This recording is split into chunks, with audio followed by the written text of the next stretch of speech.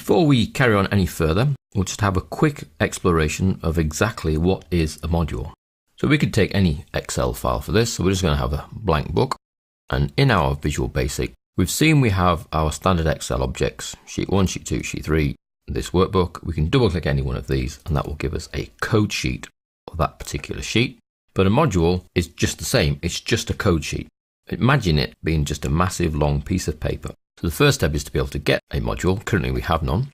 So that's insert module, and you'll see a module 1 then appears inside a module section. That module 1 is open then by default. I know that because of the title bar, but if you need to open it in the future, you would just double click. And inside here, all of your code goes, all of your procedures, all of your subroutines, any global declarations of variables. So we could add a quick subroutine in here. And it's just a hi message box. We add more subroutines, we add more functions. Now you can have as many modules as you like, there's no limit, or you can have as much code as you like in one module. The advantages of having multiple modules is you can effectively organize your code. So you could perhaps have module 1 for procedures, module 2 for functions, or you could have module 1 for a set of procedures that do a particular job, or a set of procedures that do a different job in a different module.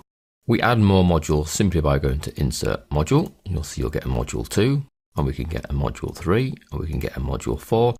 And they are just simply large sheets of paper into which you place your VBA code. If you inadvertently add too many modules, or you copy some code out of one module into another so that you can remove a module, we can get rid of modules simply by selecting the module on the left here, right click, and remove.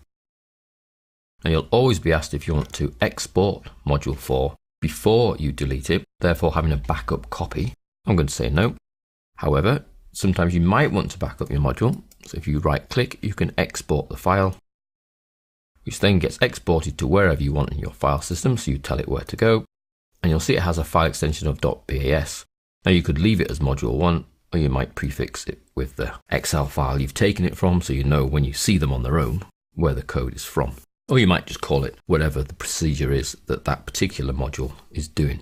So there is an advantage to having multiple modules in that you can then export them. You can import them into other Excel files. They are much shorter to then manage, but obviously then you have more modules down this left-hand side. Really, it starts to come back to personal preference. You certainly need one, because without one, you can't place all your procedures and functions anywhere. Any more than that are down to personal choice and organizing your code. Or maybe someone else has organized the code and they give you a module that you then import. We can import modules, just right click the modules and choose import file. And then you go and find wherever the module file is, and it can be imported into this particular VBA project, into this Excel file. So hopefully that's given you a little overview of a module. Just think of it as a big sheet of paper into which you write your code, and your code is saved on that piece of paper within your Excel file.